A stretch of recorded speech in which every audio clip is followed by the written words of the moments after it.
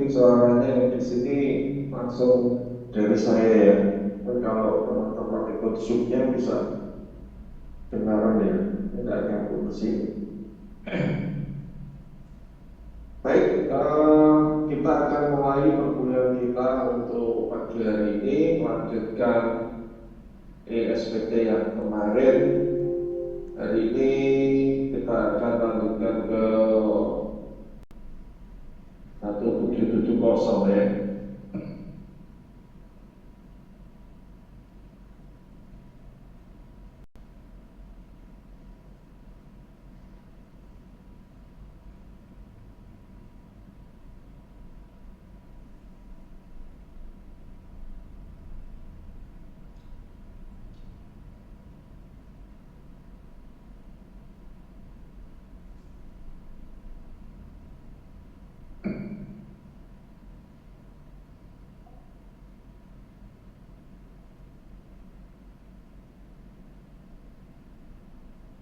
Ya, kita akan melanjutkan ke ESPT tahunan untuk 1770. Kemarin kita sudah belajar 1770 yang S, kemudian 1770 SS yang pertama dulu, yang terakhir kemarin sebelum MIG itu 1770S. Ya. Hari ini kita belajar pengisian sama pelaporan, ya, pelaporannya untuk online-nya.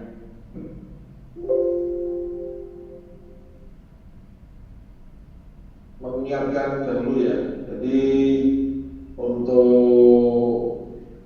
pelaporan ini, kalau wajib pajak orang pribadi, terakhir tanggal berapa? 30 Maret. Kalau badan atau wajib pajak badan 31 April ya. Ini sudah harus wajib diingat.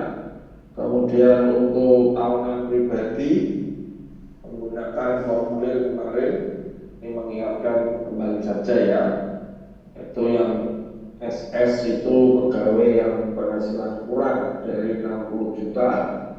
Kalau yang S lebih dari 60 juta setahun. Nah, untuk yang 1770 ini diperuntukkan untuk apa?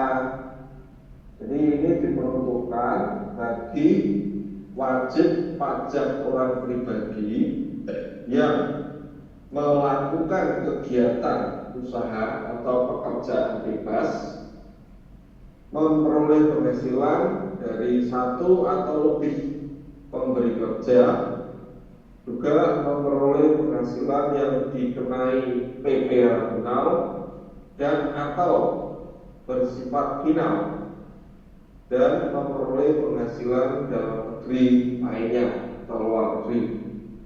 Ya. Mungkin ini juga jadikan tambahan pengalaman buat teman-teman yang kemarin juga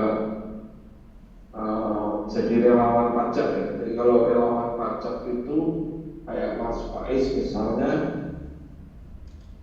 dia pasti suruh bantu, ataupun mungkin sudah praktek ya Mas Faiz ya, sudah bantu ya misalnya. Yang paling sering dilakukan ya pribadi atau badan, masih pribadi ya. Jadi dia mungkin sudah, yang lain karena belum punya NPWP, teman-teman mungkin tidak bisa praktek ya. Tapi simulasi kemarin juga menolong. Tapi kalau Mas Faiz ini karena dia relawan pajak, jadi di kantor pajak sana tentu disuruh bantu ya, untuk melaporkan ya. Tadi saya tanya, ternyata baru wajib pajak pribadi tidak apa-apa, ke badan. Nah, badan itu butuh perhitungan juga nggak mudah. Jadi rata-rata memang masih di pribadi. Kadang-kadang pribadi ya, kalau dia punya penghasilan bukan dari satu perusahaan gitu ya, kalau satu perusahaan di bawah 60 40 juta kan sangat sederhana ya, mungkin sendiri bisa.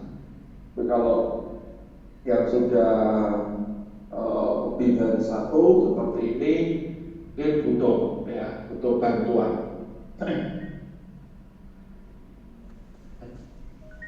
Apa yang perlu dipersiapkan untuk wajib pajak pribadi yang seperti ketentuan yang tadi saya sampaikan? Jadi ada beberapa dokumen. Yang pertama adalah penghasilan lain di luar pekerjaan, bukti potong A1 dan atau A2 ya. Jika Anda pegawai dengan penghasilan lain itu A2 nya. Jadi kalau pegawai intinya kan pasti kalau dari penghasilan pegawai satu itu pasti ada bukti potong. Kalau dia langsung pajak penghasilannya dipotong oleh perusahaan, dilaporkan dan melaporkan kan di mana dia tempat bekerja. Tapi di sana ada bukti potong, ya. Kalau dia sudah dipotong itu disiapkan. Kemudian neraca dan laporan laba rugi atau laporan keuangan bila perusahaan atau yang Anda miliki sebagai usaha, ya, punya usaha menggunakan metode pembukuan. Kemudian rekapitulasi bulanan, kalau menggunakan metode normal ya. Kalau dia pakai laporan keuangan atau menggunakan metode pembukuan, ya laporan keuangannya disiapkan. Tapi kalau dia menggunakan metode normal, ya, normal itu hitungan yang kemarin berapa juta atau M ya kalau saya 4,8 ya. Itu perlu juga memiliki rekapitulasi bulanan untuk peredaran bruto dan biaya.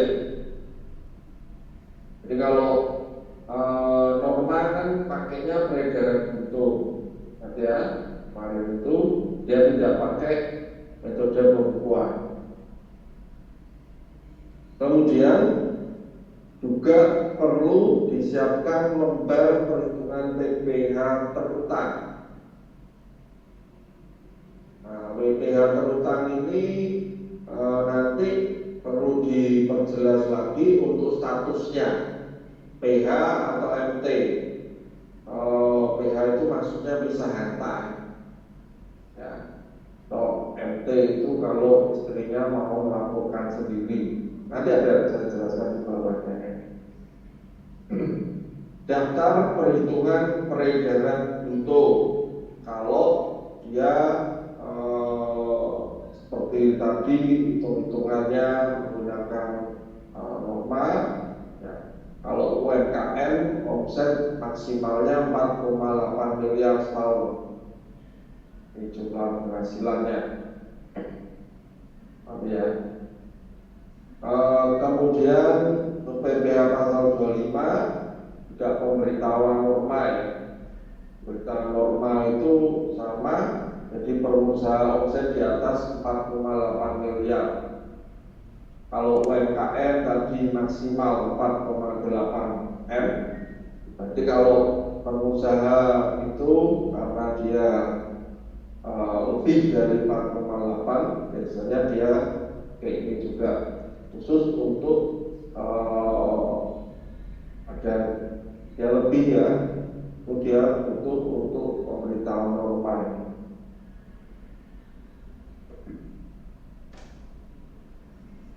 Oh, ini yang saya maksudkan. Jadi yang dimaksud PH itu penghasilan suami istri dikenai pajak secara terpisah karena dikehendaki secara tertulis oleh suami istri berdasarkan perjanjian pemisahan harta dan penghasilan. Itu statusnya. Jadi kalau dalam pemilihan itu dia pilih status PH, maksudnya itu pisah harta.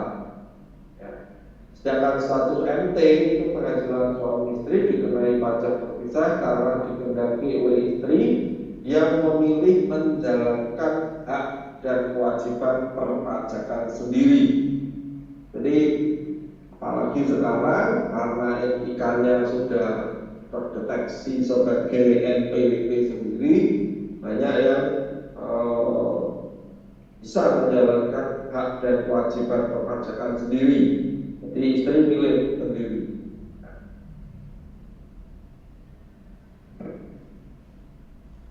Ya, jika Anda karyawan dengan penghasilan lain, ya, seperti sambilan atau jualan online juga, freelancer, termasuk juga kalau kita lihat youtuber di sana, semuanya dia guru les privat, semuanya usaha seperti itu, ya, juga perlu menggunakan SPT pajak 1770 ini.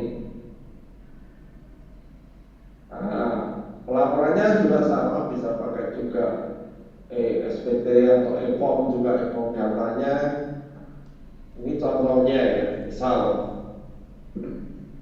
ini data peredaran bruto, seandainya dia menggunakan itu, ya bisa seperti ini, sederhana seperti ini.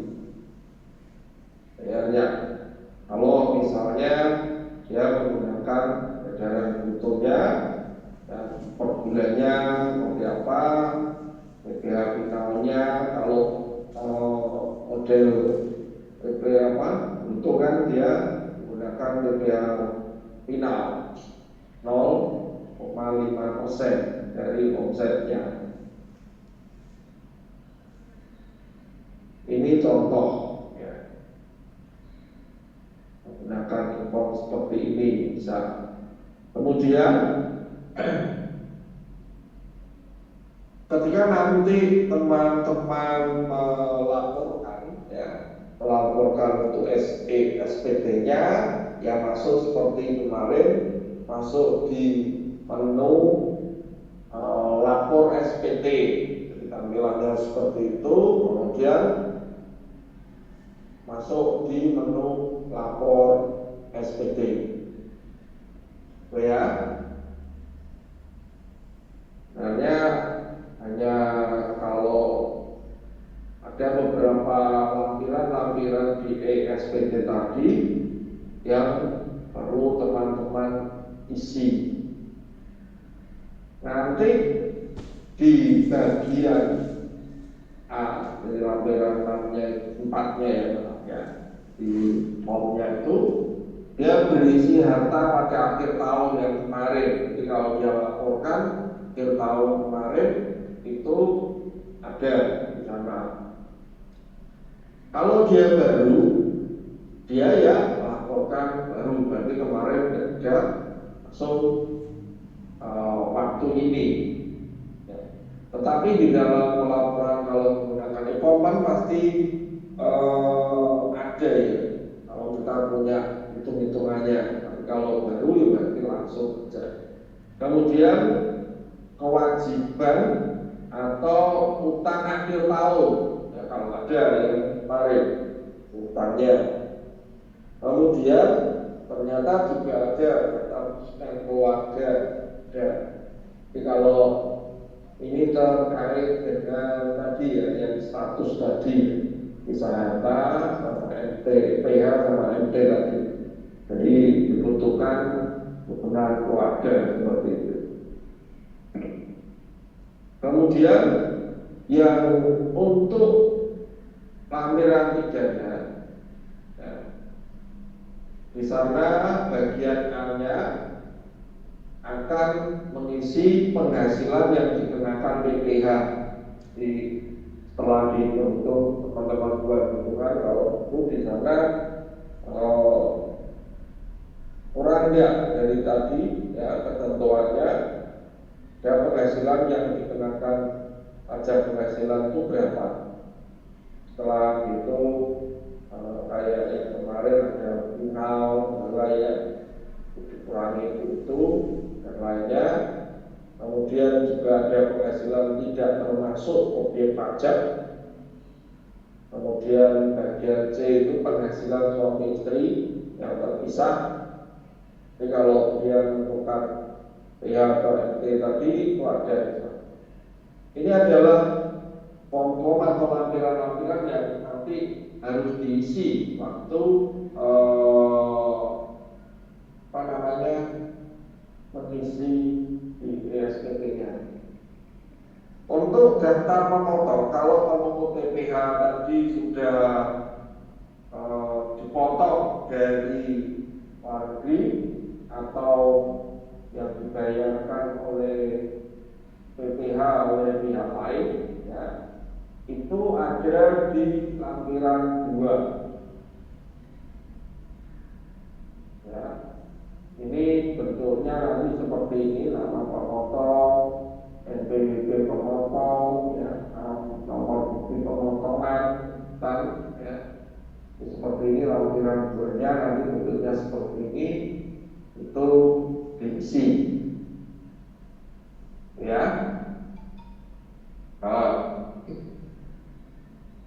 Untuk lampiran 1-nya, ya, ini akan muncul kalau dia menggunakan misalnya bagian A ini.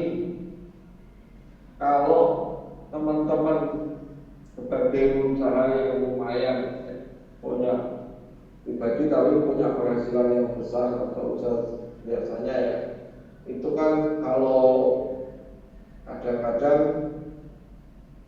juga sudah melakukan audit dari yang wah atau internalnya ada, itu harus milih dulu. Jadi kalau pembukuan atau laporan keuangannya diaudit, nah itu yang diklik adalah bagian ini, ya,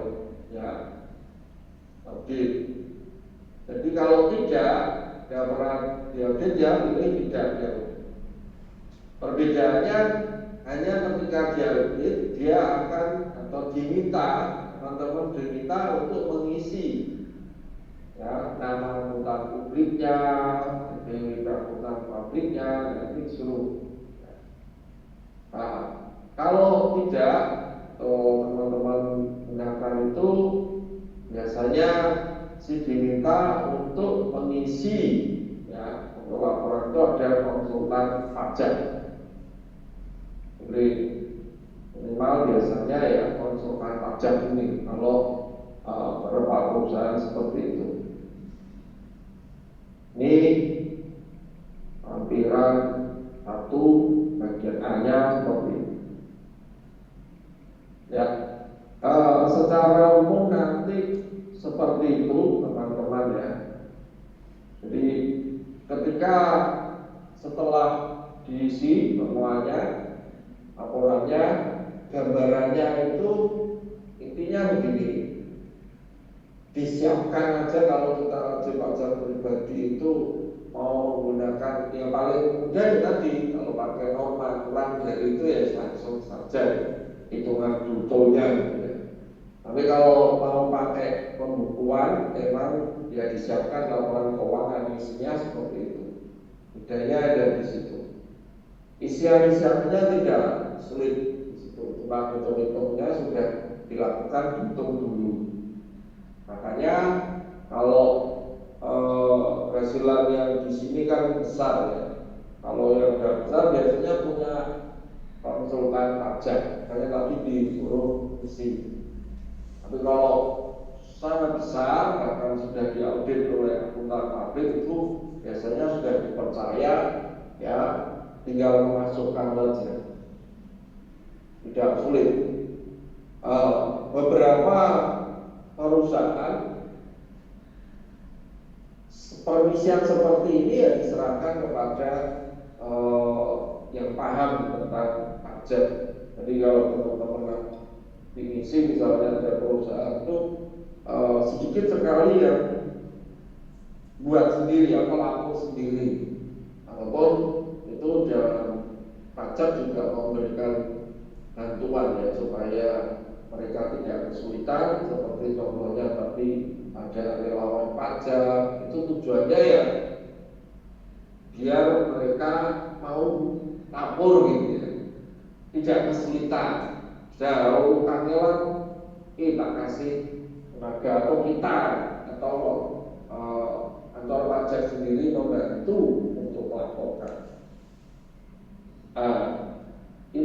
peluang yang cukup banyak atau peluang teman-teman dari lulusan untuk akuntansi perpajakan itu, karena hampir semua perusahaan itu pasti itu tidak mungkin tidak. Kalau dia tidak melaporkan kan juga pasti dapat masalah.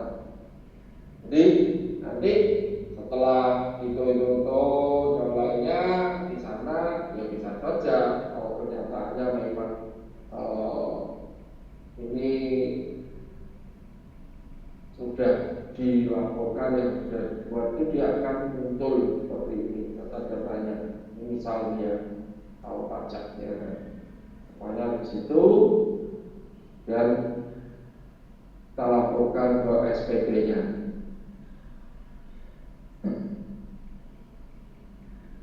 Ya. Secara umum gambarannya mudah sekali sebenarnya ya, karena tinggal sudah jadi. Hanya waktu hitung-hitungan nyiapkan saja berkas-berkasnya. Di dalam transaksi perpajakan atau nanti dalam mata kuliah lain untuk hitung-hitungan persisnya itu sebenarnya ada di akuntansi perpajakan ya. Untuk teman-teman ini kan kemarin masih masuk di namanya masih komputerisasi akuntansi waktu itu, tapi per April kemarin kita kan sudah jadi akuntansi perpajakan. Kemungkinan setelah ini mata kuliahnya pun ya akan lebih banyak ya. Walaupun ini masih masa transisinya, kita coba untuk bisa menyesuaikan kurikulumnya. Walaupun mungkin ambil jalan kita juga karena kan dulu lebih ke arah komputer, sekarang lebih ke arah pajak. Nanti kita banyak belajar di sana. Begitu untuk sederhananya pelaporan di 1770 ya, khusus untuk ini. Baik, silakan kalau ada yang mau bertanya.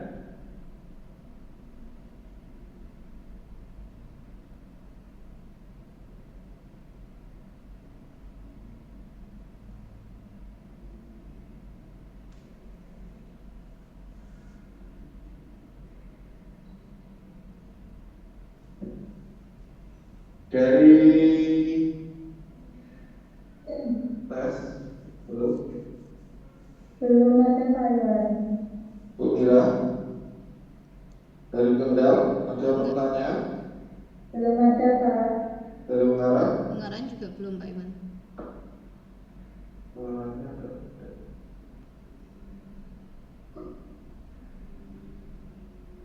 Tidak ada semua ya? Ya, baik.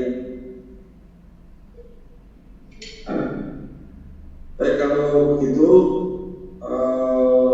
saya akhiri pertemuan kita pada siang hari ini untuk perpajakan online-nya ya. Selamat siang, sampai ketemu lagi minggu depan ya. Mohon dimaafkan jikalau ada salah tutur kata saya ya. Terima kasih, selamat siang. Terima kasih Pak Iwan. Ya, terima kasih Bu.